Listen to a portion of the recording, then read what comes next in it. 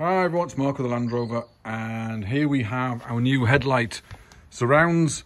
These are stainless steel, so they're stainless steel, and then the old Series 3 inserts, which I think look pretty good with the new grille on. That's a grille for 2015, so it hasn't got the crank, the cranking handle hole, but she looks pretty good. And I've got new inserts in here to put the grille on, so that's pretty good as well.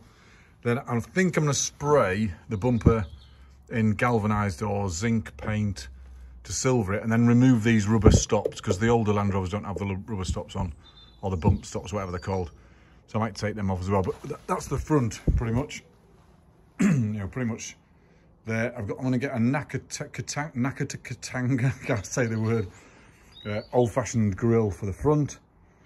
And that's the front pretty much done. What I've done here is I've got this down to about 800. Taken the checker plate off, so I don't want that on. There's a couple of plugs in there where there was pop rivets and stuff, so I'm waiting for them to dry now. And round the back at the axle, we've finished the back axle. We've completely done the back axle.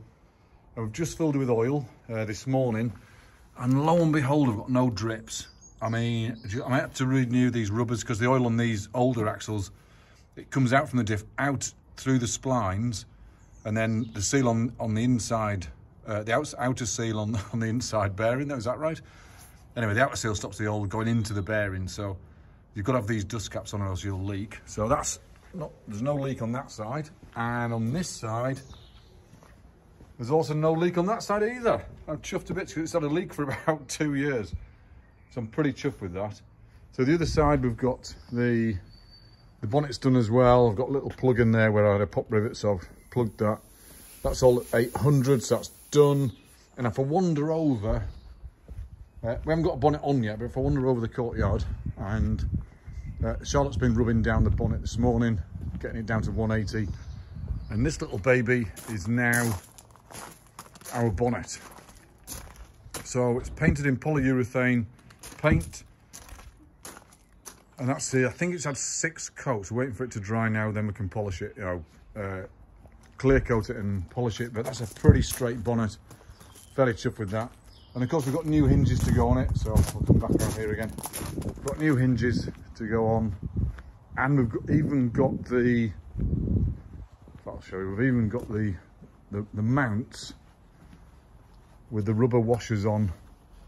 So we've got the rubber washers on the hinges there, just to separate the two surfaces. So the rubber washers on there.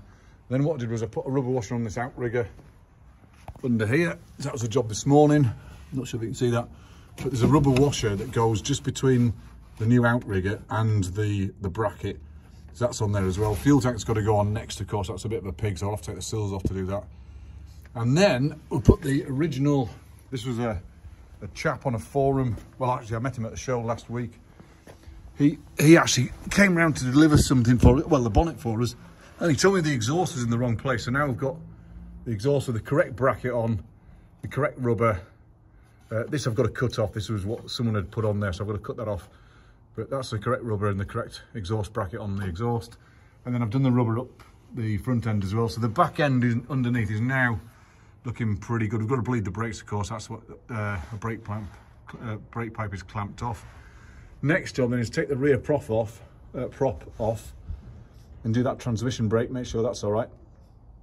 But we have a pretty good looking Land Rover underneath. There we go, all nice and black, and all of the rear suspension is done. Springs, back plates, they need some paint on the back plates. We've cleaned them up. Shoes, wheel bearings, both inner and outer seal, dust cap, driven members new on there as well. All Hylamard together, paper gasketed together, and thread locked where necessary. That's there's no wear on the stub axle lands, the seal lands. They've been just very lightly emery cloth, so we've got them dead smooth. We've got new shocker mounts on there for the MOT. You can just see them there. They're the shocker mounts, the MOT. And of course at the front we've got complete new axle on the front. The gearbox cross member is not connected yet. It's unbolted. I mean, it stays there unless you spread the chassis apart, of course, which is this bit here. That stays in place unless you spread the chassis. So I've got to bolt that back together, and then I think underneath we have a 2021 Land Rover. We've just got the prop shaft to take off here, this rear prop. Make sure the UJs are all right. Inspect that transition brake, so I've got to take that apart. And I've also got to tie off these brake pouches because the breather's done. I've got to tie off these brake pouches somehow. Right, I don't want a cable clamp them because that's rubbish, but I've got to connect these. I might use cable zip tie bridges or whatever, I think they're called zip tie bridges, and put them onto the back axle just so they're tidy and neat and they're in place, not going to catch on anything. But that's pretty good so far. I'm quite chuffed with that. So virtually everything underneath this Land Rover is brand new. Everything underneath. That is a 2021 Land Rover. She's a bit grubby and dirty. She hasn't had a wash for a few months now. So she's a bit dirty, but everything's looking blooming good. And we must have measured and tested even the top shock mounts. You can see the top shock mounts up there. We've put new ones of them on. We've gone back to original. We did have, I'll show you in fact, I'll come around here and show you. We did have the high lift mounts on. And then again, a chap that was on the forum, so this is the shock mount here, this one here, and he noticed, because we had the high lift ones, they actually sit about there, and of course if they sit there, then your spring's going to jump out of its mount, which it had done with this side.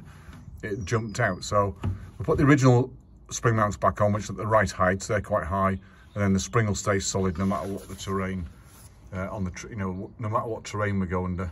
I'll just focus on that. It's focused on the wrong thing there. There you go. That's a new spring mount on there. So everything is looking pretty darn good. New trailing arm bushes, or are they is that panhard rods or is that trailing arm? I can't remember what they're called now. They're all brand new. On this side, the chassis is all solid, completely solid all the way up. There's nothing wrong with that at all. Now we've got new doors, so I want to put, they're the doors there, absolutely rubbish. In fact, I'll bend these for you, look, absolutely rubbish. I mean, that's just moving. So the channels that we're putting there are absolutely garbage, really. I mean, they held the door straight, but they're full of pop rivets and stuff. So we're putting Series 3 type doors on with blast-proof handles, and they're coming this month from SP Panels with a bit of luck. New hinges, of course, and new spacers behind the hinges, so it opens and closes smooth as you like.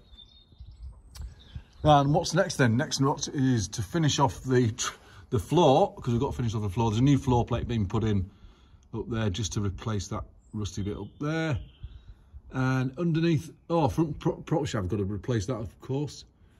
I'll have to get that back on.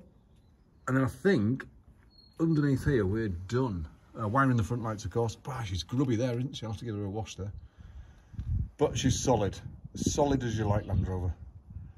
Well, that's Mark. If you've got any questions, or you want to do a project yourself, or you need advice, by all means ask. If you've got advice or you notice something I've done wrong, then by all means say so.